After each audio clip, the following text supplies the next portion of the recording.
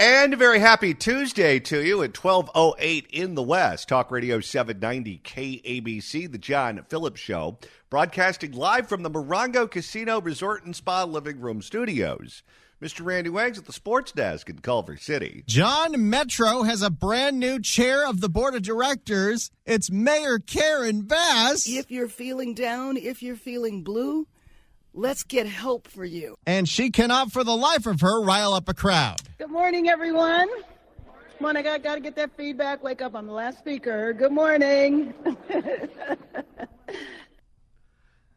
That's an interesting laugh. I don't know if I've ever noticed her laugh before. Good morning, everyone.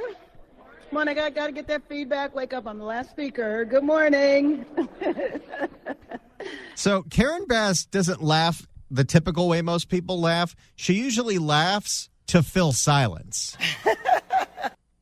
Okay, let's compare Karen Bass's laugh to Nancy Pelosi's and Joe Biden's. Okay, here's Karen Bass. Here is Nancy Pelosi. Here's Karen Bass. Here's Grampy Joe.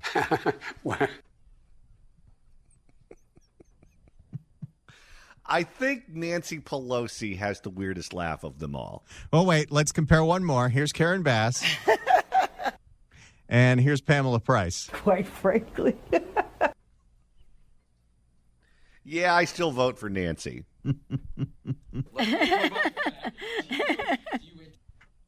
800-222-KABC is the telephone number, 1-800-222-5222.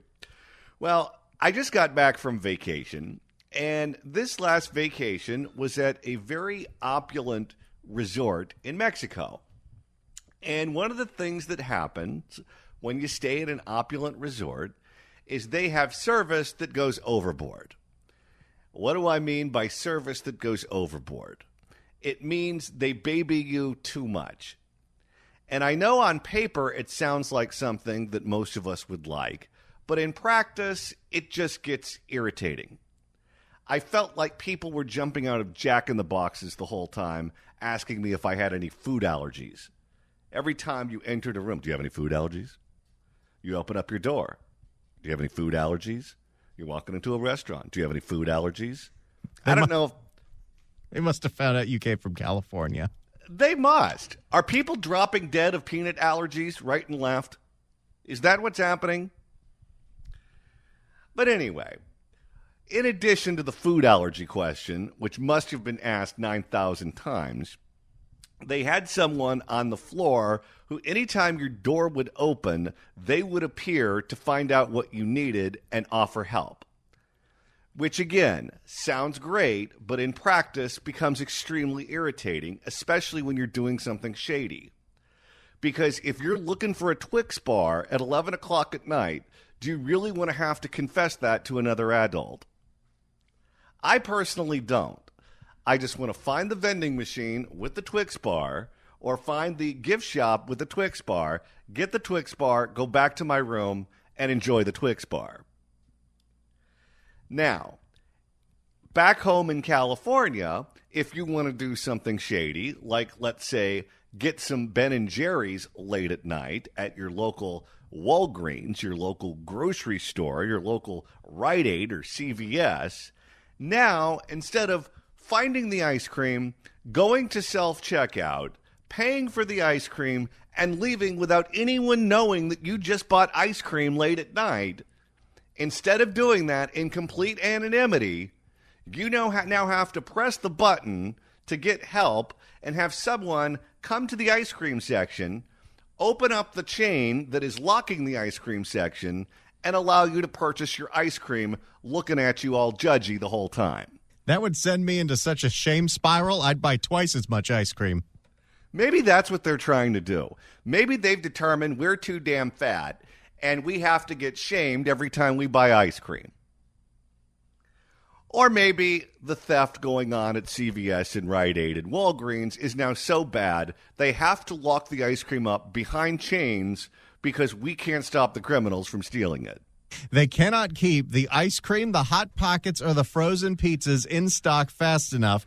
They're flying off the shelves, except nobody's buying them. They're all stealing them. I thought you consume that stuff on marijuana, not meth. Well, meth heads need to eat too. And sometimes meth people, they like to combine the meth and the weed. A full-on combo platter. 2 different levels of high. So the theft is now so bad at one drugstore in San Francisco, the ice cream and everything else in the frozen food section is now locked by a chain. CNN caught wind of this, didn't believe it, and showed up to that particular location to find out if that rumor was in fact true. And Randy, the fact check is in. That's right, because while the CNN camera crew was there, they witnessed 3 different acts of shoplifting, which is finally the national media is paying attention to that local San Francisco media is known forever. If you just put a camera in front of a Wallgreens, you're going to get content. Because last week when this story broke locally, every single news crew that showed up there had several. We're talking 7, 8 in the span of a couple hours, seeing people walk in and stealing crap. For more on this, here's CNN. San Francisco businesses fed up with crime. One sandwich shop owner is calling for action after he says he was attacked outside his store. He says he yelled at a man to stop urinating on his trash can and then was sucker punched. His Instagram post about the incident has now gone viral. I'm fed up with this goddamn city. Now, CNN might think that that's okay. I'm going to, just add a second bleep into that because I don't think we need to hear all of that. Let's try it again. I'm fed up with the damn city. It's like I can't just be outside and just running a business without getting punched in the goddamn face. Oh, let me do it again. Did it a second time. Punched in the goddamn face. It shouldn't be this way at all. Like, this isn't how our city should be. It's funny to me that they don't bleep the GDs because you know who got in big trouble for that? Big trouble. Comedy legend Jerry Lewis. Oh, really? Oh, yeah. He was doing the Jerry Lewis telethon over in Las Vegas, and I don't know who got the idea. I don't know if it was him. I don't know if it was a current affair, but a current affair was given the privilege of following Jerry Lewis from the beginning of the telethon through the end of the telethon, and they caught a lot of candid moments in between his skits on the air. And apparently, Jerry was a complete rageaholic and would have these fits of rage where he would scream all the profanity in the world. And one of his favorite words was GD. And the country never anticipated Jerry Lewis taking the Lord's name in vain at the telethon. And when A Current Affair ran the story, him using that word became a massive scandal in the country. That is fantastic. Now, it's not clear what was said before the altercation or whether there's even video of it, but San Francisco police have said they are investigating. Yeah, good luck. What are they going to use? The CSI DNA tracker to figure out whose liquid that was? Imagine that job. It comes as some stores are locking up everything from coffee to frozen food to try to combat theft. Our Kyung Law visited one Wallgreens that's hit by shoplifters more than a dozen times a day. It happened 3 times while she was inside. You know how happy that field producer was. Oh, they hit pay dirt. Although this is rare because you got to remember the last time CNN went to San Francisco, their news truck got robbed. And they hired a security guard to look at the news truck and keep an eye on the news truck, and it still got robbed. Wow, national media has way bigger whooshes than local media. They've got a bigger budget. It's like a plane taking off. Richie Greenberg walked into a San Francisco Wallgreens when he saw in the frozen food section this. Chains, heavy chains that went from padlock to padlock on both sides of the doors. And this was... I was at Gelson's the other day, and they lock up the really, really expensive wine. Wallgreens locks up the dryers. Well, give it a little time, and they're going to have barbed wire, too. Someone's got to get their rocky road. Chains, heavy chains that went from padlock to padlock on both sides of the doors. And this was bizarre, something I'd never seen before. This is just more icing on the cake. Do we have to use an ice cream pun? Was the segment sponsored by Baskin & Robbins. More icing on the cake, telling us that rampant crime has become a regular part of life. So typical that in the 30 minutes we were at this Wallgreens,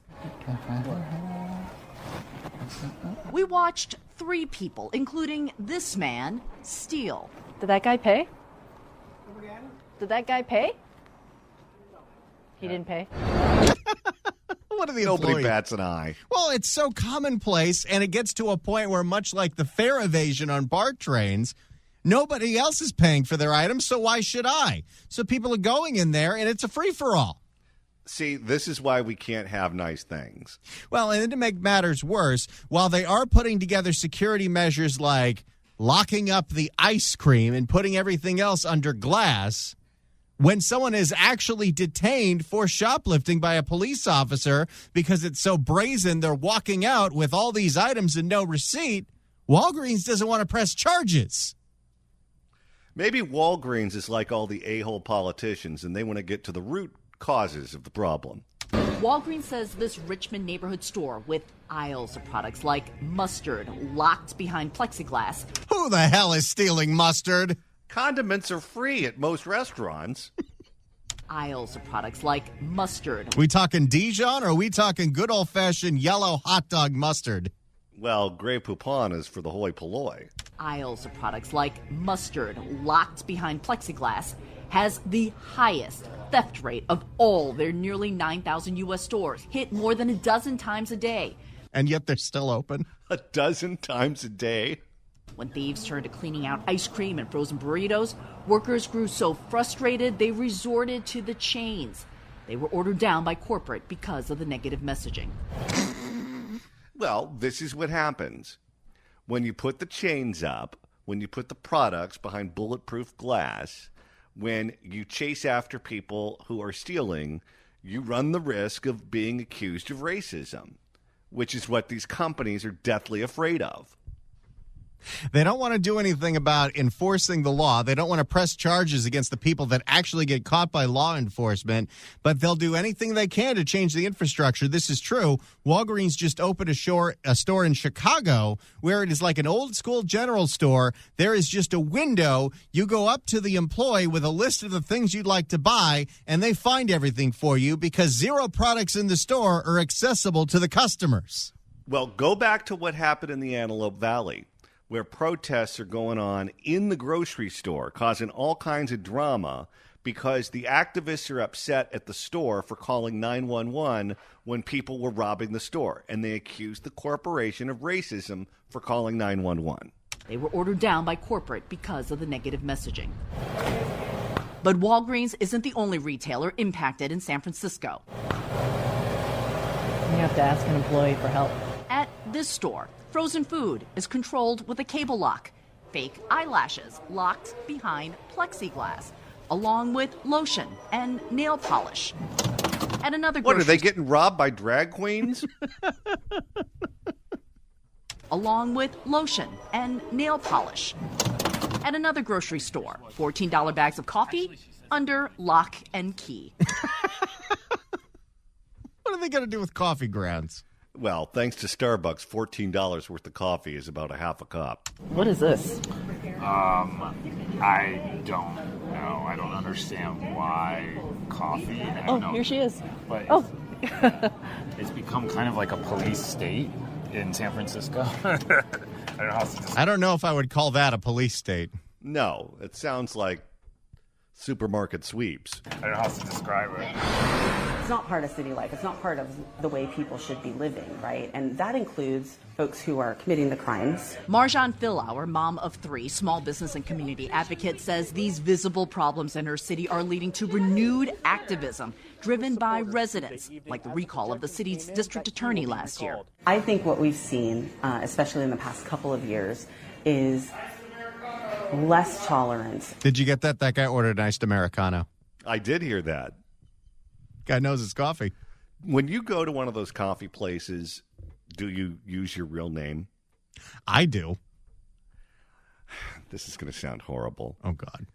I have a friend who every time he goes to one of these Starbucks or Coffee Bean and Tea Leaves or Pete's or whatever, where you make your order to one person, they write your name on the cup, and a different person presents you with your coffee. He goes in with a fake Eurotrash accent and tells the person that he orders from that his name is Rape, spelled R-A-P-E. And then he waits for a different person to make the coffee and present it to him, and they have to call the name out in front of everyone at the coffee place so that the person who the coffee belongs to can identify themselves and get their coffee. Of course, they didn't hear the pronunciation the first time, and all they see on the cup is R-A-P-E. Is less tolerance, more exasperation, and more movement to action by everyday San Franciscans to change how their city is run. It's not enough right now, but there is a change, and I think ultimately we will get there. San Francisco City Supervisor Matt Dorsey, former police spokesman and recovering drug addict, sees the rampant shoplifting as a systemic problem. From city leaders. Wait. They said he was the police spokesman and a drug addict? That's right. Those are his two qualifications to be a San Francisco supervisor. Well, he could have been on Mike Bonin's staff. To an understaffed police force, to the fentanyl crisis. When you're seeing that level of retail theft, that tends to be subsistence level retail theft. People who are hungry. People are hungry. There is a level of addiction playing out in many parts. I don't think we're going all Jean Valjean with the people clearing out the freezer section. No. And let's also be honest about this. Right now, unemployment is at a historic low. How often do you see these stores being robbed, also with help wanted signs in the window? Constantly. You could work at one of these stores and have enough money to buy as many of those items as you want, unless, of course, you are so addicted you cannot function in any kind of employment situation, or you just prefer to steal. People are hungry. There is a level of addiction playing out in many parts of our city. It's happening at levels we really haven't seen in San Francisco. What I'm hearing from my residents and what I'm hearing from San Franciscans is it's time for tough love. We are not doing any addict in this city favors by enabling behavior that is potentially deadly in ways we have never seen. Now, in a statement to CNN, Wallgreens says it is focused on safety and preventative measures, but that retail theft remains one of its top challenges. Especially when they don't press charges against retail thieves. Well, in San Francisco, when Chesa Boudin was there, I get it. What's the point? But you have a new DA who prosecutes crime. You should absolutely participate in the process so that your store is safe. Here's some important context, though, on the city, Aaron. Property crime and violent crime at the end of last year was actually lower than it was before the pandemic. So what's going on here? Low-level drug use, as well as this sort of retail theft, may be considered lower-level crimes, but they're uniformly and widely felt by so many. Aaron? All right, Kyung, thank you very much. Don't think we needed that last piece. No. Here's a prediction. 1 year from today, that store will be closed. And the people who will be impacted by that the most are the people who live in that neighborhood, who get their prescriptions there, who get their groceries there, who get their Twix bars there, and they will not be able to purchase those items. They'll have to go someplace else. It's going to make life worse for everyone who is law-abiding, who doesn't steal, who lives in that neighborhood. Those are going to be the people that get punished. You can do so at johnnydon'tlikeshow@gmail.com. That's johnnydon'tlikeshow@gmail.com. And Randy is monitoring the mailbag. Richard writes in, and Johnny, he's calling you out. He says, sorry, Johnny, I don't believe you went for a late night Twix. Is that so? That's what he's saying. What is he alleging? A tryst? So he thinks I wake up in the middle of the night and I'm not looking for empty calories. I'm looking for male curiosity. That's what is being alleged in the email. Well, let me tell you, I can confirm right now I did not escape in the middle of the night for the donkey show. All right. If you were to go back and listen to yesterday's show, Randy, that's easy to do. That's right. Go to KABC.com, click on podcasts, or go to the Apple Podcasts app, iHeart, Spotify, search for The John Phillips Show. Hit subscribe, and then you can download all of the episodes. You can listen to all of the new Cecily Myert Cruz hits at your pleasure. Hell no! We have played for you the sound of MTA board meetings in the past because they might be the most clueless body in the entire state of California. And, Randy, they never disappoint. No. Oh, you should have been here last Friday when Aaron Najarian suggested that we replace the classical music that's kicking the drug addicts out with Mexican bolero music. So what, it's supposed to sound like a construction site? Did not go over well with the rest of the board. But that was his last act as he is on his way out, as we have a brand new chair and vice chair. Karen Bass and Janice Hahn are now in charge of Metro. Is that going to be a good thing or a bad thing? Who knows? Well, maybe Janice can give the drug addicts a final warning. She is good at that. That's your final warning. And, of course, Janice was the opening act here, so she starts with her brand of humor. I am Janice Hahn. I'm the current chair of the LA County Board of Supervisors, and for today's purposes, the first vice chair of the Metro Board of Directors. Basically, that means any time over the next year that Mayor Bass needs to catch her breath or do something pertaining to other pressing issues that a mayor has to deal with, I'll be the ones attempting to fill her shoes. Don't take advantage of that. Don't abuse that. She's going to throw Janice Hahn in front every time there's a stabbing of a bus driver. Well, she's the vice chair. Now, what is the job of the vice chair? To kiss the ass of the chair. And Janice Hahn is really good at kissing Karen Bass's ass. This is a significant moment for Metro because we are preparing to finally open our rail line to LAX, as well as our... What, about 30 years after every other major city? You know, I don't know what the deal is with LAX, but LAX has always seemed to me to be like the set of Murphy Brown, where it's always under construction. You remember that? She always had the workmen over, and they were always working on something, but it never got complete. And they just keep spending and spending and spending and spending, and LAX always looks like a third world country. Well, I don't know what plans they have in store for LAX. I don't know what plans they have in store for transportation to LAX, but you better figure that in bananas, because apes will be controlling the world by the time they're finished with their construction. As well as our subway extensions to the LA County Museum of Art, Beverly Hills, and eventually UCLA and our VA.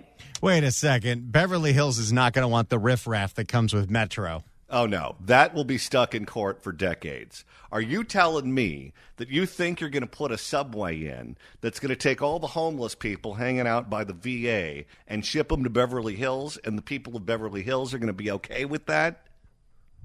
It's also a time that will require us to make some smart and thoughtful decisions as this agency and transit agencies across the country are emerging from the pandemic and faced with some very difficult resource challenges. You mean because nobody's paying for the fare because you don't enforce it? No.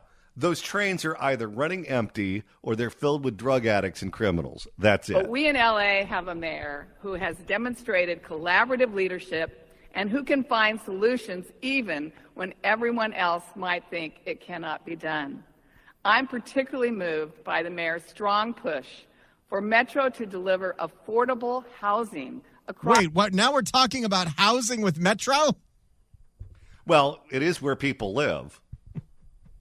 The answer to everything, even how to keep the train safe, is we need more housing. For Metro to deliver affordable housing. And more affordable housing near Metro means more cut deals with developers so they can build skyscrapers with no parking because everyone's going to use Metro, and then the whole city is destroyed because nobody actually wants to use Metro. They still have a freaking car. If that's the game that we're going to play, then I think Jose Huizar is going to get back into office after he gets out of the clink. For Metro to deliver affordable housing across LA County alongside our rapidly growing rail network.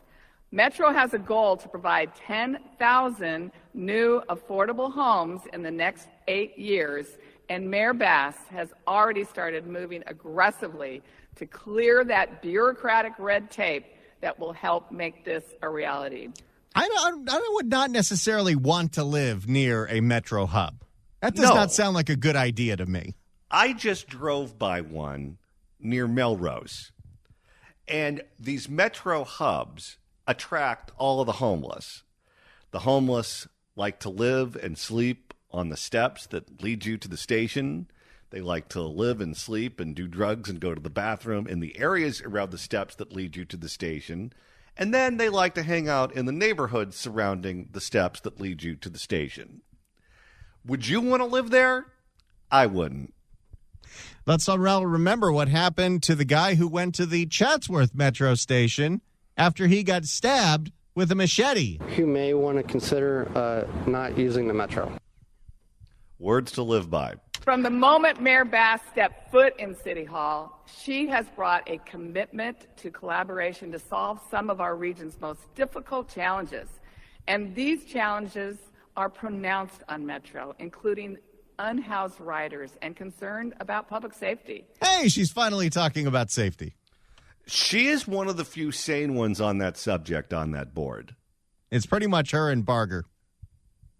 I never thought I'd say that, but she is one of the clearest thinking people that we have in Los Angeles. This person? That's your final warning. Well, it's like being the tallest building in Omaha, so I'm not heaping too much praise on her. And I believe she's the right person for this moment, for this city, for our region, and for this agency, as so much of the work that needs to be done requires bringing a variety of stakeholders to the table to agree to work together to tackle challenges with innovative approaches that cross sectors, silos, and fiefdoms. That was an incredible sentence with no actual content. She's getting up there with Rob Bonta. Wait, I have it here. I need to put it on the wall because we're using it so often. But Bonta, and his cliches. Every type of leadership is about meeting the moment and rising to the occasion. And this is what's required. And so we're stepping up and getting it done. I forgot about the stepping it up. That's another one. Ladies and gentlemen, it is my delight to introduce to you today for her first State of the Agency address, the new Metro Board Chair and our Mayor, Karen Bass. Woo! Mother Goose, take your way to the podium. Good morning, everyone. Come on, I got to get that feedback. Wake up, I'm the last speaker. Good morning. The crowd of Metro employees don't seem that enthused. She always sounds like a substitute teacher, doesn't she? A little bit. If you're feeling down, if you're feeling blue, let's get help for you. If you want to email the show, you can do so at johnnydon'tlikeshow@gmail.com. That's johnnydon'tlikeshow@gmail.com. And Randy, you're monitoring the mailbag. This one's a little self-serving, but hell, I'm going to read it anyway. Mark writes in at johnnydon'tlikeshow@gmail.com. There isn't another radio show like this one. At least one that's still on the air. I love it. I don't know if he's predicting doom for us in the future. I believe he is just comparing us to some of the great radio shows of the olden days. Gary Owens? Sure. All right. Well, thank you for the compliment, Mark. We appreciate it. Oh, here's another great one. This comes from Paul, and it's a poem. Early one morning, late last night, two meth boys stayed up to fight. Back to back, they faced each other, drew their torch and stabbed each other. A deaf police chief heard the noise and came to give glass pipes to the two meth boys. This audience is very talented. You know, if you could rhyme like that, you might be the next mayor of L.A. Landowners, just take one, just take two, and we'll work with you. And the mayor before her, too. Just be smart. and stay apart. Right now, we're going through the sound of the latest MTA board meeting. Well, you can't have Janice Hahn kissing Karen Bass's ass without Karen Bass turning it over and kissing Janice Hahn's ass. Thank you, Janice, for that kind introduction. And I am thrilled to lock arms with you again, once more. You were there from day one when we signed that emergency declaration saying that in Los Angeles City and County, homelessness is the #1 problem, and we will continue to lock arms as I serve as the chair of the Board of Metro. Thank you so much, Janice, for stating the obvious. You know, if they're going to spend this much time kissing each other's asses, wouldn't you assume that at some point they would accomplish something so they would be deserving of at least part of it? Well, look how COVID worked out. They did nothing but say, no, thank you. Well, maybe that's why Jerry Nadler weighs like 500 pounds. He figures if he has the biggest ass, he's got the biggest canvas for people to kiss. Now, Karen Bass, in doing the State of the Agency for Metro, needs to open the speech with some kind of compliment. But it's not like she can say it's the safest transit system out there. She can't say it's the cleanest. She can't say it's the most efficient. She can't say it's the fastest. She can't even say that it gets you where you need to go. So she tries to make one up. So here we are in Union Station, the last of the great railway stations built in the United States, and today a critical hub for the nation's most forward-looking transit system. With the nation's most forward-looking transit system. The only forward-looking that's going on in that system is you staring at the front of a train as it's headed right for you after some drug addict pushed you on the tracks. Oh, you're so optimistic. She then wants to make sure that everyone in Los Angeles County knows that they're in Los Angeles County. And there's 10 million of us, and we matter. As the new chair of Metro, it is my responsibility to lay out the state of the agency. And for me, this means laying out a vision for my term as the chair.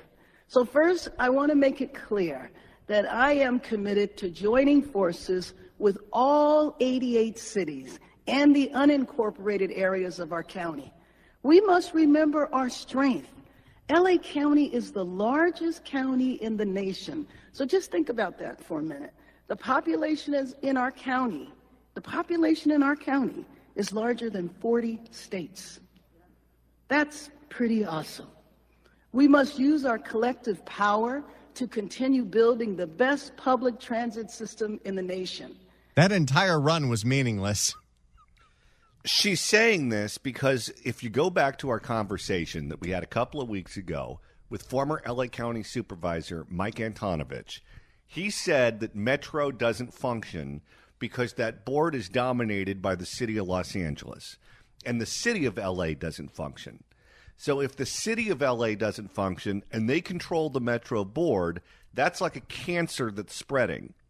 And the cancer in LA has spread to the MTA, and LA's dysfunction has become the MTA's dysfunction. And you can't fix the MTA unless you fix Los Angeles. And she knows, as mayor of LA, that the other cities in LA County resent her and resent the city of LA for wrecking their bus and train system.